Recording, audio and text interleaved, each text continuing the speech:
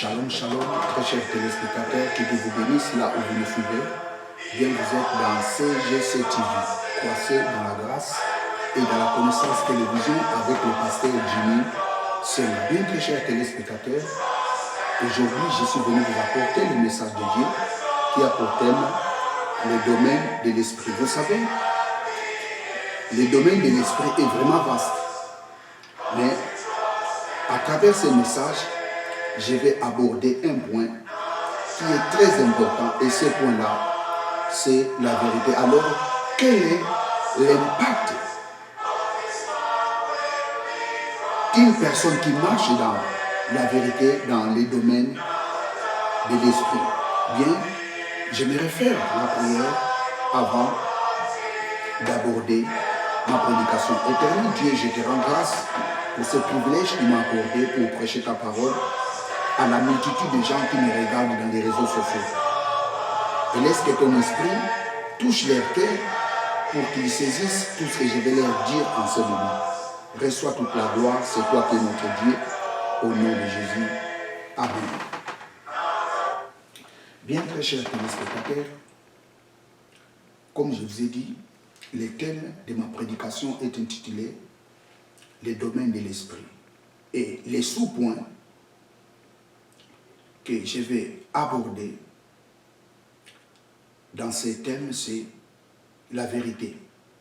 Quel est l'impact de la vérité dans la vie d'une personne, dans le monde spirituel ou dans les domaines de l'esprit? Vous savez, très chers téléspectateurs, il est très important de marcher dans la vérité.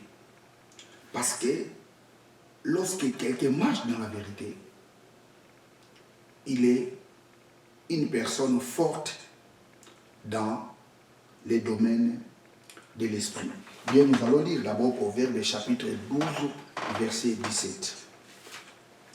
Proverbe 12, 17.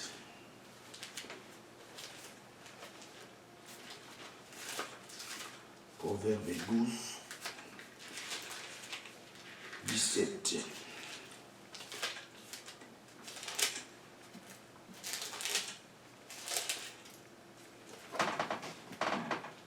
Celui qui dit la vérité proclame la justice, mais les faux témoins la tromperie. Celui qui dit la vérité proclame la justice. Alors qui proclame la justice? C'est les juges qui proclament la justice. C'est les juges qui proclament les sentences. La Bible qualifie la personne qui proclame, qui dit la vérité, comme un juge qui proclame la sentence. Praise God, hallelujah. L'homme qui dit la vérité, l'homme qui marche dans la vérité, il est comme un juge. Vous savez, les juges, il est celui qui proclame les sentences. Soit il justifie la personne, soit il la condamne. Praise God, hallelujah. Je relis encore ce passage. Celui qui dit la vérité proclame la justice et les faux témoins la tromperie. C'est lui qui dit les mensonges. Il trompe toujours les gens. Mais celui qui dit la vérité, il est comme un juge qui proclame la justice. Il est comme un juge qui proclame les sentences. Soit il justifie la personne, soit il les condamne. Praise God. Nous restons toujours dans les mêmes chapitres. Proverbe chapitre 12, où nous allons lire les versets 22. Les lèvres fausses sont en horreur à l'Éternel, mais ceux qui agissent avec vérité lui sont agréables. Ceux qui agissent avec vérité lui sont agréables. Tous les gens qui marchent dans la vérité sont agréables devant Dieu. Par contre, ceux qui marchent dans les mensonges, ceux qui agissent dans les mensonges, sont en horaire devant Dieu. Praise God, hallelujah. C'est pour cela qu'il est très important de marcher dans la vérité. Vous savez, très chers téléspectateurs, même la parole de Dieu est la vérité. Nous allons lire Psaume 119, verset 151. Psaume 119, verset 151. Psaume 119, verset 151.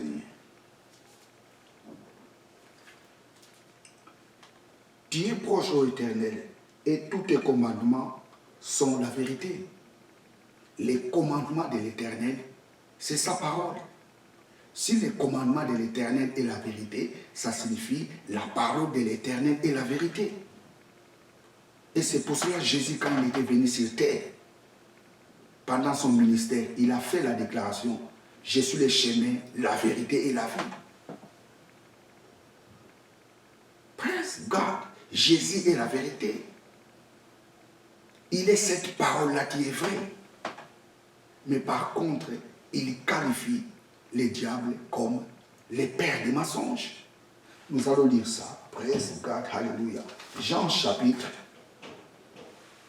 8, verset 44. Jean 8, 44. Jean 8, 44. Praise God, hallelujah. Jean 8, 44. Vous avez pour père les diables. Et vous voulez accomplir les désirs de votre père. Il a été meurtrier dès le commencement. Et il ne se tient pas dans la vérité parce qu'il n'y a pas de vérité en lui. Lorsqu'il profère les mensonges, il parle de son propre fond. Praise God. Car il est menteur et le père du mensonge. Jésus qualifie les diables comme les pères des mensonges. Qui est le père? Les pères, c'est les géniteurs. Les pères, c'est les producteurs. Jésus qualifie les diables comme les géniteurs des mensonges.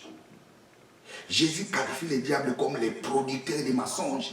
Quand il parle des mensonges, il parle de cela, de son propre fond. C'est pour cela qu'un enfant de Dieu ne peut jamais marcher dans les mensonges. Pourquoi? Parce que dans son ADN, il n'y a pas les mensonges. Dans l'ADN de l'enfant de Dieu, il n'y a que la vérité. Mais par contre, dans l'ADN des enfants du diable, il n'y a que les mensonges. Ils ont les caractères de leur père. Dans leur ADN, il y a les mensonges. Praise God, hallelujah, praise God. Vous savez, très chers téléspectateurs, il y a un adage profane qui dit: la vérité, plutôt les mensonges, arrivent très vite comme quelqu'un qui monte dans un ascenseur.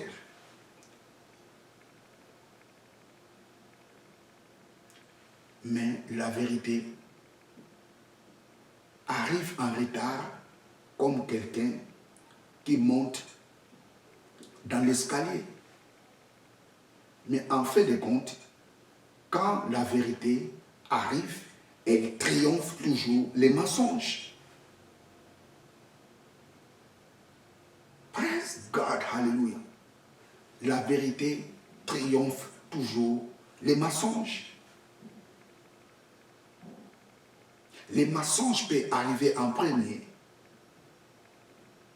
comme si c'est la vérité, mais quand la vérité arrive, les mensonges finira à disparaître. C'est comme les ténèbres et la lumière. Quand la lumière apparaît, les ténèbres doivent disparaître. God. Alléluia. Praise God. Alléluia. Je suis le chemin, la vérité et la vie. Ça, c'est le discours de Jésus pendant son ministère. Vous savez, très chers téléspectateurs, quand quelqu'un marche dans la vérité, dans les domaines de l'esprit, il est une personne forte. Quand quelqu'un marche dans la vérité, dans les domaines de l'esprit, il est un soldat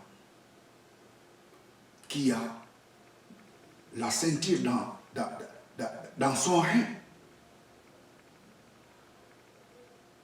Nous allons lire ça, Éphésiens, chapitre 6, verset 11, jusqu'au verset 17. Donc, Éphésiens 6, chapitre 11, jusqu'au verset 17. Éphésiens 6, 11 à 17. Répétez-vous de toutes les armes de Dieu, afin de pouvoir tenir ferme contre les ruses du diable. Car nous n'avons pas à lutter contre la chair et les sang, mais contre les dominations, contre les autorités. Praise God, alléluia. Contre les princes de ce monde, des ténèbres, contre les esprits méchants dans les lieux célestes. C'est pourquoi prenez toutes les armes de Dieu, afin de pouvoir résister dans les mauvais jours et de tenir ferme après avoir tout surmonté. 14. Tenez donc ferme, ayez à vos reins la vérité pour ceinture. Revêtez la cuirasse de la justice. Mettez pour chaussures à vos pieds les ailes que donne l'évangile de paix. Verset 16. Prenez par-dessus tout cela les boucliers de la foi, avec lesquels vous pourrez éteindre tous les traits enflammés du malin. 17. Prenez aussi les casques du salut et l'épée de l'esprit, qui est la parole de Dieu. Mais ce qui nous intéresse ici, c'est le verset 14. Tenez donc ferme, ayez à vos reins la vérité pour ceinture. Je relis. Tenez donc ferme, ayez à vos reins la vérité pour ceinture. Dans les domaines de l'esprit, quelqu'un qui marche dans la vérité, il est un soldat qui a la ceinture dans son rein. Il est comme un soldat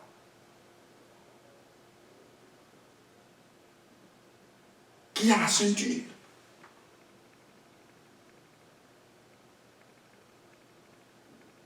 Praise God, hallelujah. Oh, j'ai lu ce passage. Tenez donc ferme, ayez à vos reins la vérité pour ceinture. Ayez à vos reins la vérité pour ceinture.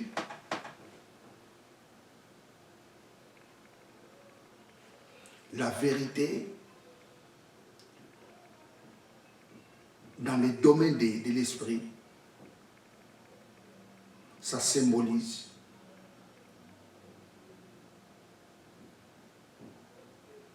un soldat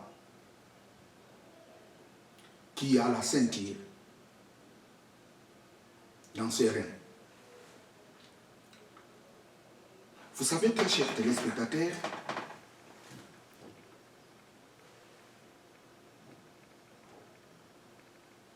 un soldat romain ne peut jamais aller en guerre sans porter la ceinture. Pourquoi? Parce que la ceinture servait à porter l'épée. La ceinture servait à porter la tunique.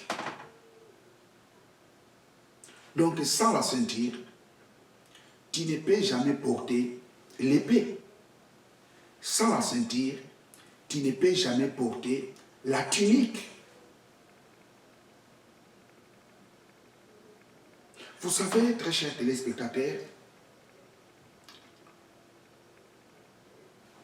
à l'époque,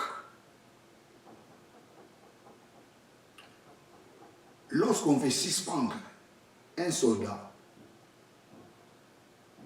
on lui retirait la ceinture. Les retraits de la ceinture, ça signifie le soldat est suspendu. Il ne peut jamais exercer sa fonction. Et on réhabilitait les soldats lorsqu'on lui donne sa ceinture. Donc ça signifie un soldat qui n'a pas la ceinture, il ne peut jamais exercer sa fonction. Un soldat sans ceinture ne peut jamais aller faire les gardes. Un soldat sans ceinture, il ne peut jamais aller en guerre.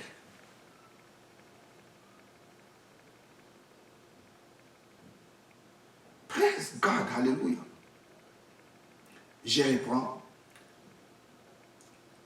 À l'époque, les Romains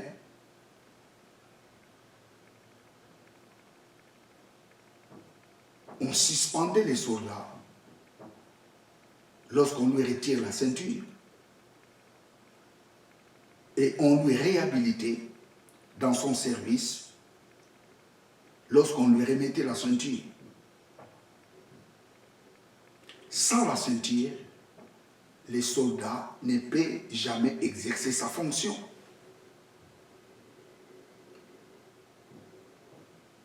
Vous savez, il y a un historien du nom de Tacite. Et dans son ouvrage, qu'est-ce qu'il dit? Tacite dit: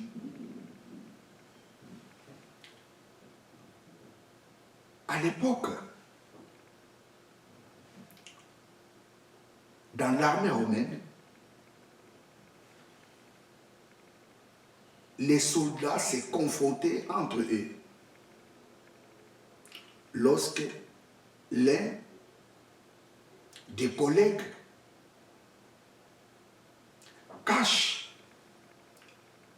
la ceinture de l'autre.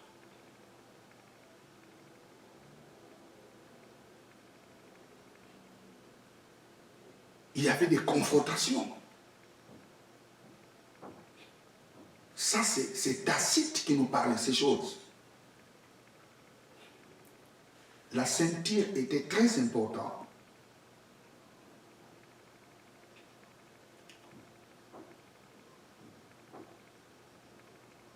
Dans l'armée romaine.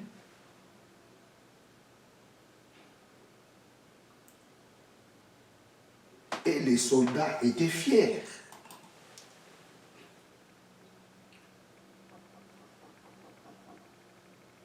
d'avoir la ceinture. Vous savez, les soldats romains n'avaient pas seulement une seule épée, ils avaient plus ou moins des épées. Alors c'était à l'aide de la ceinture qu'ils pouvaient bien mettre leurs épées. À l'aide de la ceinture, ils pouvaient bien mettre leurs tuniques. Sans la ceinture, les soldats ne peuvent jamais aller dans une mission. Sans la ceinture, les soldats ne peuvent jamais aller dans la guerre.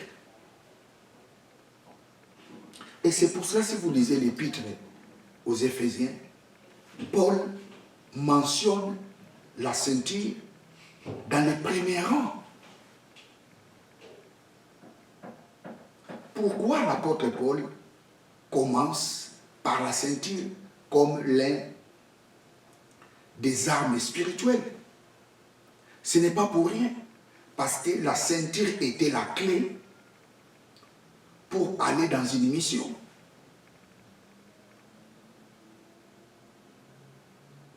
La ceinture était la clé. Les retraits de la ceinture, les soldats étaient suspendus et on lui réhabilité dans sa fonction lorsqu'on lui remet la ceinture. Et Paul dit, la ceinture, c'est la vérité. L'homme qui marche dans la vérité, dans les domaines de l'esprit, il est un soldat qui a tout.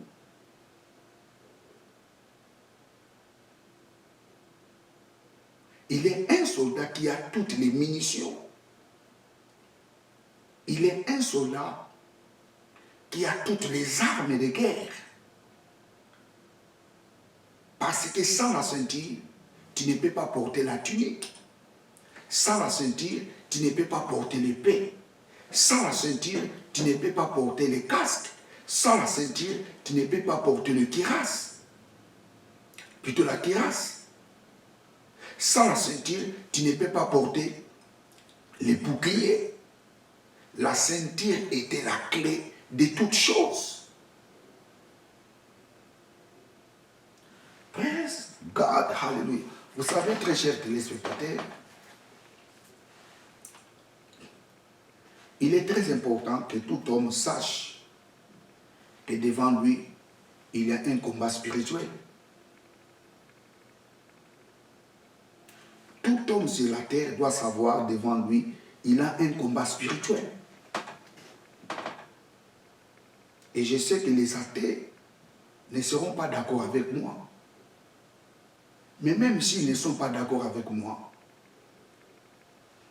devant eux, il y a un combat spirituel. Le combat spirituel est pour tout le monde. Vous savez, aujourd'hui, quand les gens parlent du combat spirituel, mais des fois, je suis un peu inquiet de la façon dont les gens parlent du combat spirituel. Le combat spirituel, ce n'est pas la prière. Le combat spirituel, ce n'est pas faire des jeûnes. Ce n'est pas ça le combat spirituel.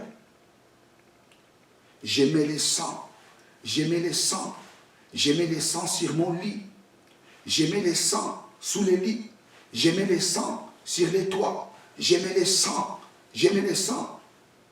Ça, ce n'est pas le combat spirituel. Des fois, je me pose des questions. Christ a versé combien de fois le sang? La Bible nous dit qu'il a versé une seule fois le sang. Et les sang là, dont les gens appliquent dans leur maison, d'où ils reçoivent ce sang?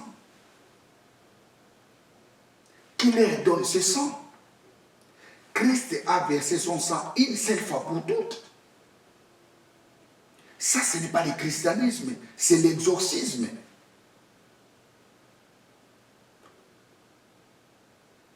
Ce n'est pas ça le combat spirituel.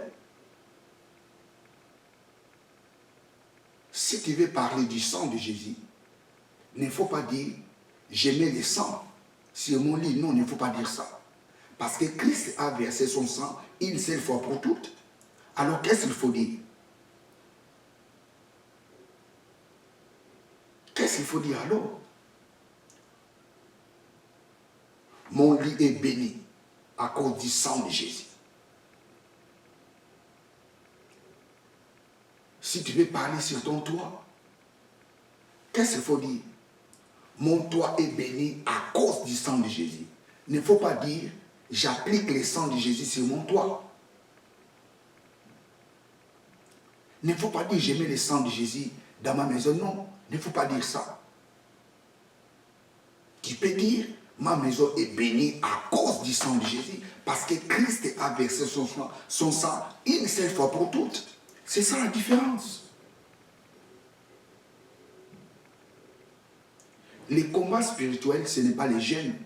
Les combats spirituels, ce n'est pas faire des prières, faire des jeûnes, c'est très bon. J'encourage aux chrétiens de faire des jeûnes. J'encourage aux chrétiens de faire la prière.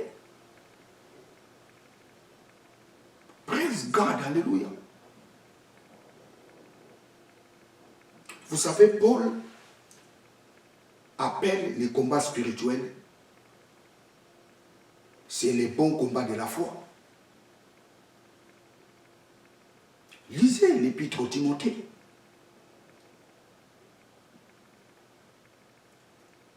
Si vous lisez l'épître de Timothée, vous allez voir. Praise God, alléluia. Nous allons lire 1 Timothée chapitre 6, verset 12. 1 Timothée 6, 12.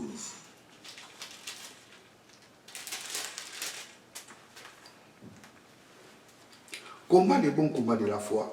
Saisis la vie éternelle à laquelle tu as été appelé et pour lesquels tu as fait une belle confession en présence d'un grand nombre de témoins. Paul appelle les combats spirituels les bons combats de la foi. Les combats spirituels, c'est les combats de la connaissance de la parole de Dieu. Les combats spirituels, ce n'est pas « au nom de Jésus, au nom de Jésus, au nom de Jésus ». Ce n'est pas ça les combats spirituels. Les combats spirituels, ce n'est pas faire des jeûnes.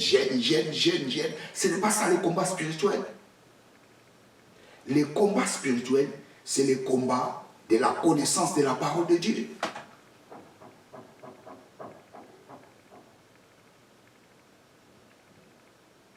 Le diable n'a pas peur de nos prières, mais le diable a peur de la connaissance de la parole de Dieu que tu as.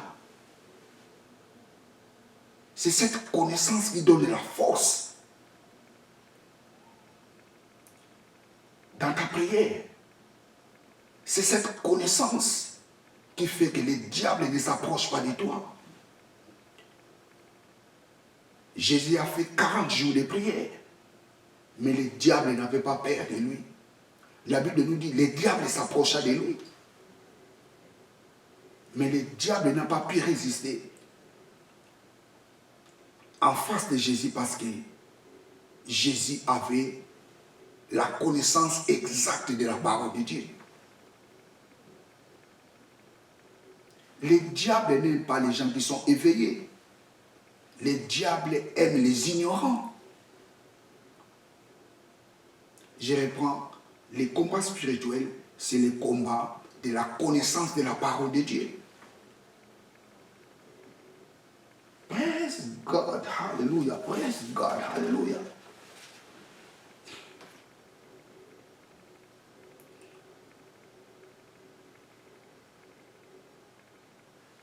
Dans le domaine de l'esprit, celui qui marche dans la vérité, il est un soldat qui a la ceinture dans ses reins. Et à l'époque romaine, lorsqu'un soldat a la ceinture, ça signifie il a toutes les munitions de guerre. Lorsqu'un soldat a la ceinture, ça signifie il a toutes les munitions pour sa protection. À l'époque romaine, lorsqu'un soldat a la ceinture, ça signifie il a toutes les munitions pour attaquer.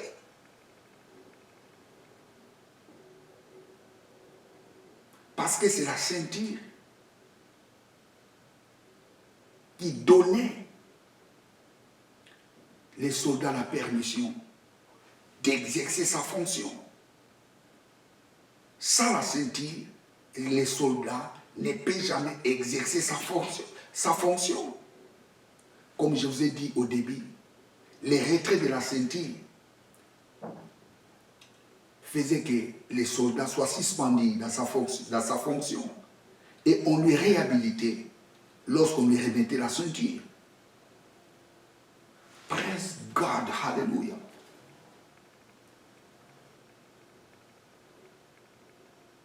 La vérité.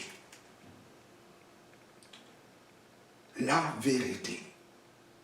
Écoutez, très chers téléspectateurs, tu dois prendre la décision de marcher dans la vérité. Et quand tu marches dans la vérité, ça signifie que tu as toutes les armes spirituelles. Aucune attaque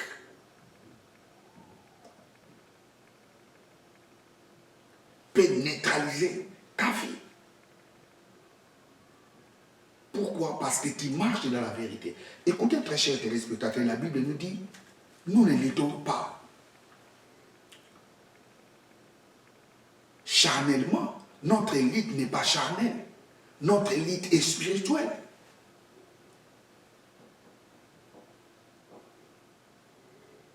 Oh, hallelujah, hallelujah. Notre lutte est spirituelle. Praise God.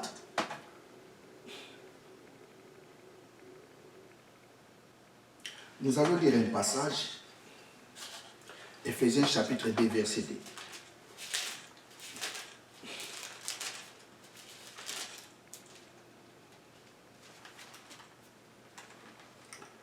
Je commence par le verset 1. Vous étiez morts par vos offenses et par vos péchés, dans lesquels vous marchez autrefois, selon les trains de ce monde, selon les princes de la puissance de l'air, de l'esprit qui agit maintenant dans les fils de la rébellion. Jérémie.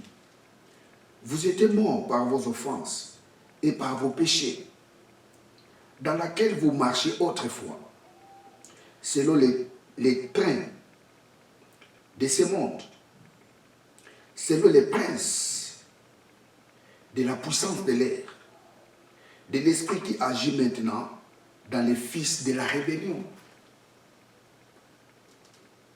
Tous ces gens qui sont sur la terre, qui font le mal aux gens, tous ces gens sont manipulés par le diable. C'est le diable qui manipule ces gens. C'est des esprits mauvais qui poussent ces gens à faire le mal. Ces gens sont initiés par des esprits mauvais.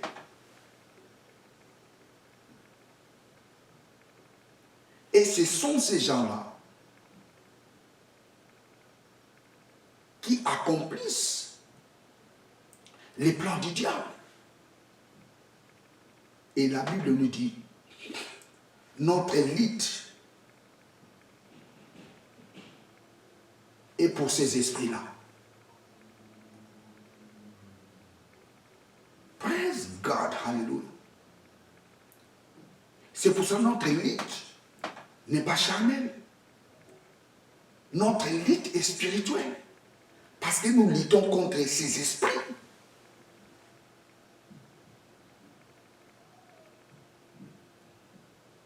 Praise God, hallelujah. Et Paul dit, nous sommes plus que vainqueurs.